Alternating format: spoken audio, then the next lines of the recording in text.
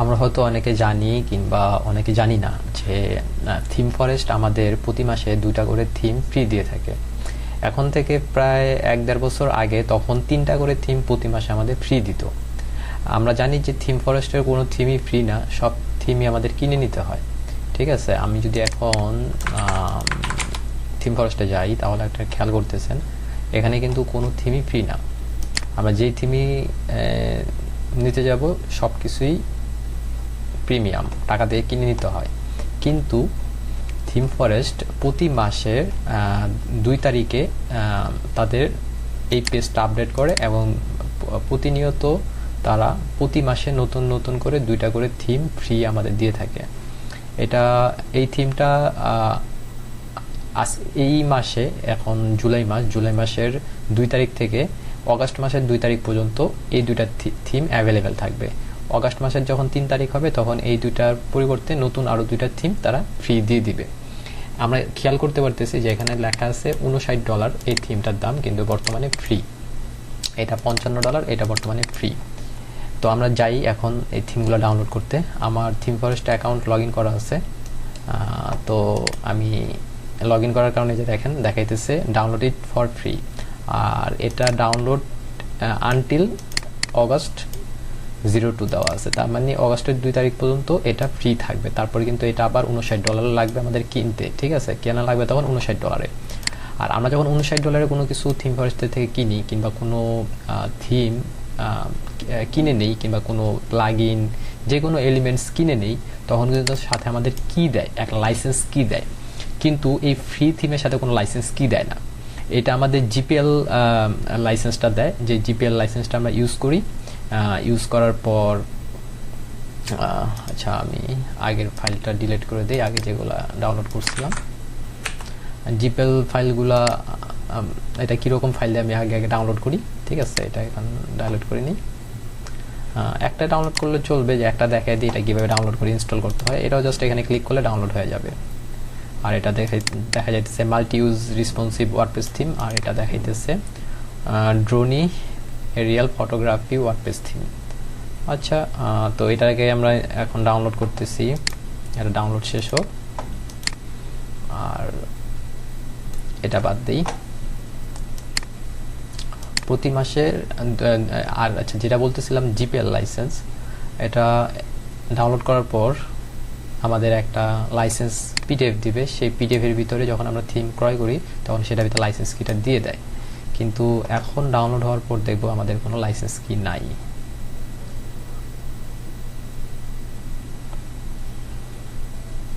Download complete হইতেছে। আর এটা আমার একটা ওয়ার্ডপ্রেস সাইট, এটা আমি লোকাল হোস্টে এটা করতেছি।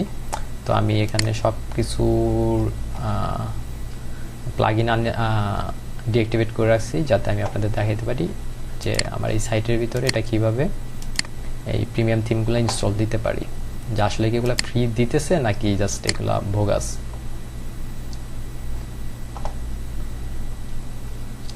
ডাউনলোডটা কমপ্লিট হয়েছে। তো এটাকে আমি এখানে নিয়ে আসলাম। নেওয়ার পর দেখেন এই ফাইলটা যে দিচ্ছে, এই ফাইলটাকে আমাদের প্রথমে এক্সট্রাক্ট করা লাগবে। আমি এক্সট্রাক্ট করে নিলাম।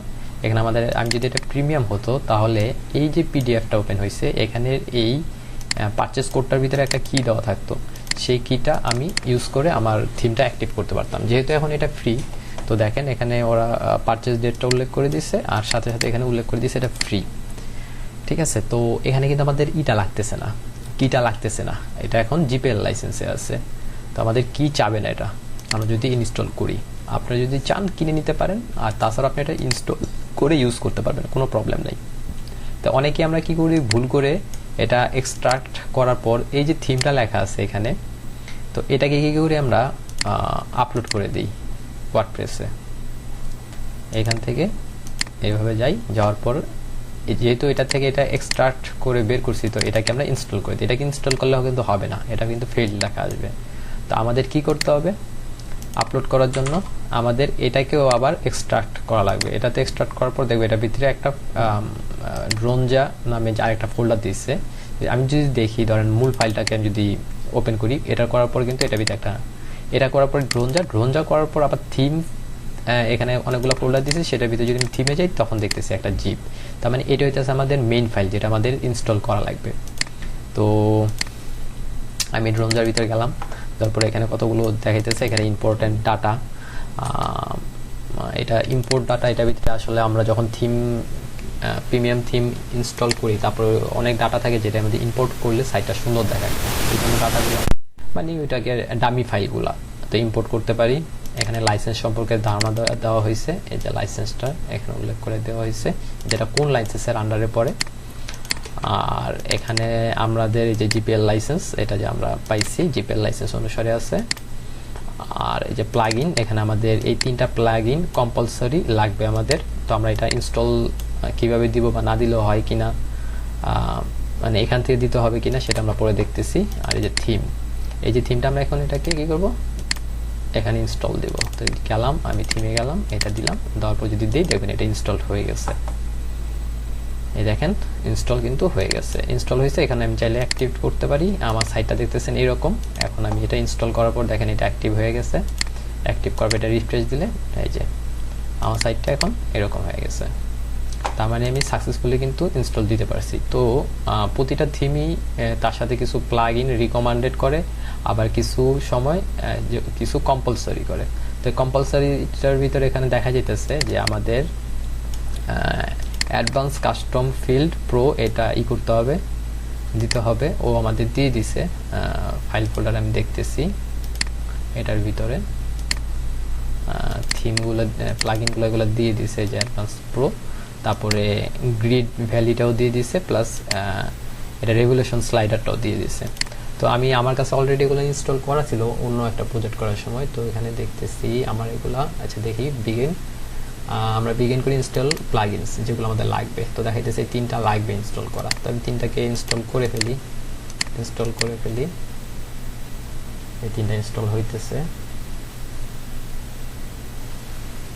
ইনস্টল করার পর এখানে আমার অনেকগুলো অপশন চলে আসবে এই থিমের সাথে, যেগুলো মানে এই থিমটাকে যেভাবে বিল্ড করা হয়েছে সেই প্লাগইনগুলো আমার এখানে বা অপশনগুলো এখানে চলে আসবে। এই প্লাগইনগুলো ইনস্টল করার পর সেই অপশনগুলো যেগুলো এসে গেছে, ইনস্টলগুলো কমপ্লিট হবে। আর এখানে হালকা কিছু চেঞ্জ হবে, সবটা চেঞ্জ হবে না। আমি যতক্ষণ পর্যন্ত এখানে এডিট না করবো ততক্ষণ পর্যন্ত কোনো কিছু চেঞ্জ হবে না। সামান্য স্পিডটা খুবই স্লো, তাই ইনস্টল হতে টাইম লাগতেছে।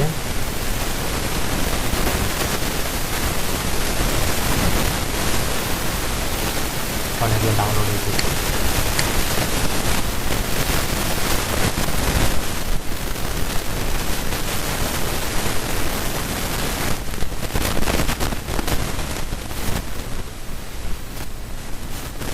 এখান থেকে একটা ভুল প্লাগইন ইনস্টলেশনের সময় একটা ইরর আসছে। এটা কেন ইররটা আসছে সেটা পরে দেখবো, আগে ইনস্টল হয় কিনা, ট্রাবল শুট দিতে হইতে পারে আমাদের ওয়ার্ডপ্রেস। আমরা দেখি প্লাগইন ইনস্টল হয়েছে কিনা। আমার এই যে এটা ইনস্টল হয়েছে, এটাকে আমি অ্যাক্টিভ করে দিই। আর আমাদের আরও যেই কথা বলা হয়েছে এটা, এখন এটা করে দিলাম।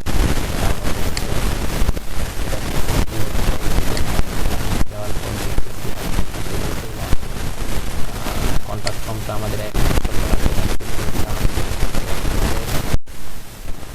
প্লাগইন থিমের সাথে রিলেটেড, এটাই ইনস্টল দেওয়া বাকি, এটা ইনস্টল দিয়ে দিই।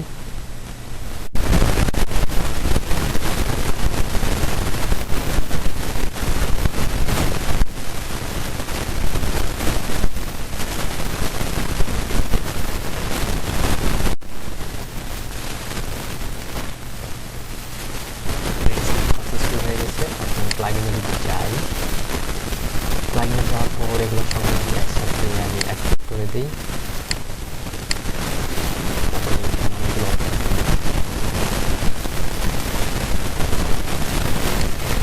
প্রয়োজন আছে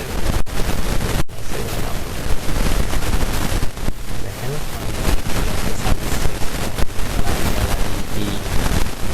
মিডিয়াটা থাকে, থাকে, কন্ট্যাক্ট আমাদের চলে আসতে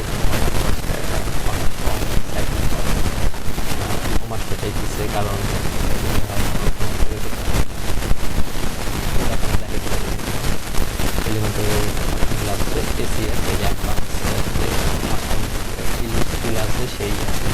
এটা আসছে। আর এই যে স্লাইডার রেগুলেশন যেটা যদি রিফ্রেশ দেই দেখেন আমাদের সাইটটার ভিতরে কিন্তু অনেক কিছু আইসা করছে। ঠিক আছে, আমরা নিয়ে আসছি এখন। আমি যদি এখন চাই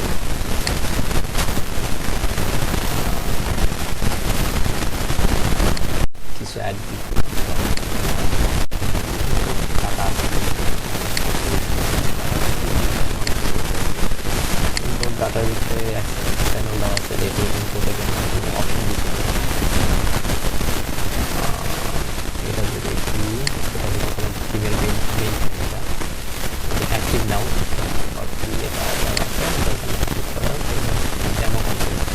ডেমো কন্টেন্টগুলো আমি ডাউনলোড করি।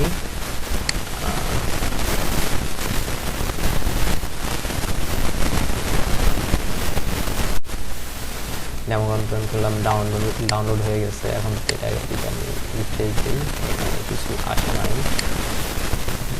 অ্যাক্টিভেট ডেমো কন্টেন্ট এটা টাইপের এক্সটেনশনটা দিতেছে। আচ্ছা, ব্যাকআপ এবং ডেমো কন্টেন্টটা যেহেতু আমি ইনস্টল দিচ্ছি, এখন আমি এখান থেকে ডেমোটা ইম্পোর্ট করি। ইম্পোর্ট আমি এখন এটা কি না, আমার এটার কিছু নাই।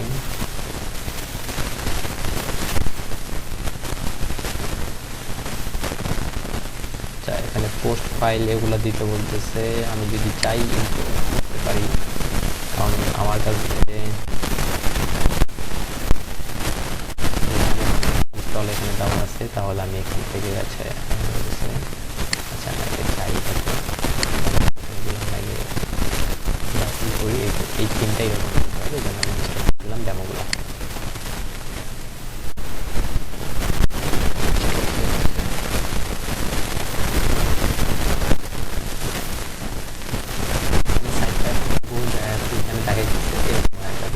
মাঝে মাঝে হইতে নাও পারে, কারণ আমার এই সাইটটার ভিতরে অলরেডি আমি অনেক কিছু পুশ করছি। সো অনেক ডাটা আছে আমার অলরেডি, সো সেটির সাথে কনফ্লিক্ট করতেও পারে। তো দেখি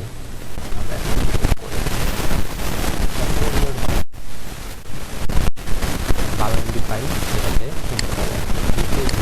কিছু কিছু ডাটা প্রয়োজন হয়েছে।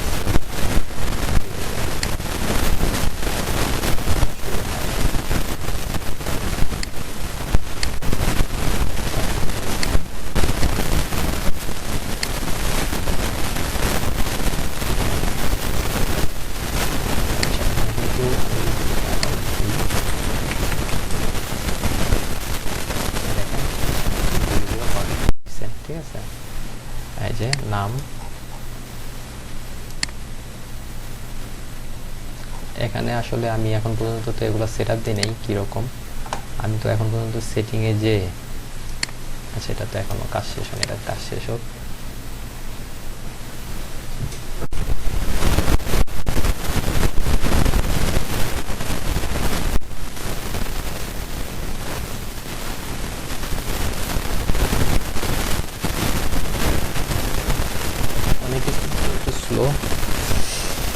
স্পিড স্লো থাকার কারণে সময় নিতেছে। এখানে 12 MB ইমেজ, স্টাইল, তারপর টেক্সট, এভরিথিং কিন্তু এখানে আইসা পড়বে। যেগুলা এগুলো কিন্তু অটো আসতেছে ধীরে ধীরে, ধীরে ধীরে এগুলো আসা শুরু হয়েছে। আমি যদি কন্ট্যাক্টে যাই, যদি কন্ট্যাক্ট পেজ তৈরি করা থাকে তাহলে কন্ট্যাক্ট দেখাবে।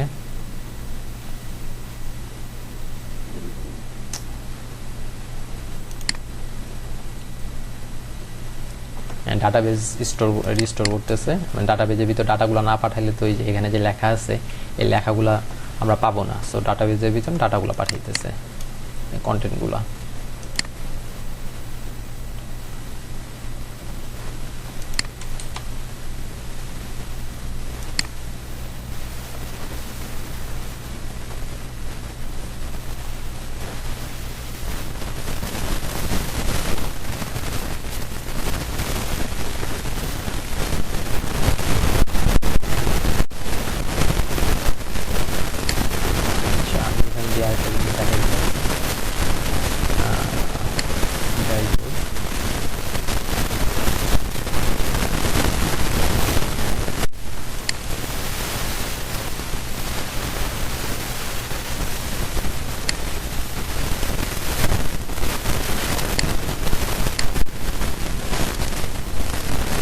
ইনপুটে সময় নিতেছে।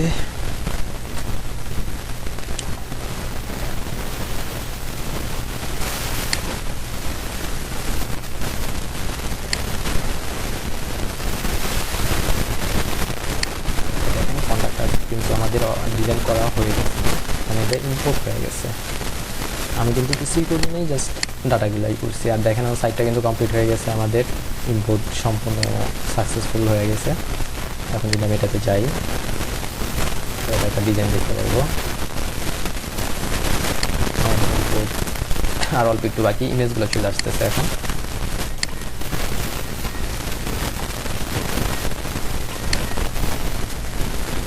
আমার সাইট তৈরি।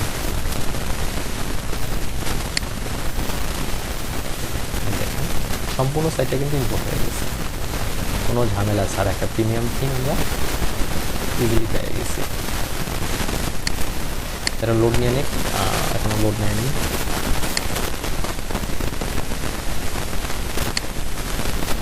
আর একটা জিনিস মনে রাখবেন, যখন সাইট স্লো থাকে তখন আমাদের সাইটটাকে স্পিড বাড়ানোর জন্য অনেক কিছু করা লাগে, সেটা কিন্তু আমরা করে নেব। প্রিমিয়াম থিম হোক আর ফ্রি থিম হোক, কিংবা আমরা এলিমেন্টর দিয়ে আমরা যেটা করি না কেন, আমাদের কিন্তু সবসময় কী করতে হবে, এটা কিন্তু রেগুলেশন স্লাইডার দিয়ে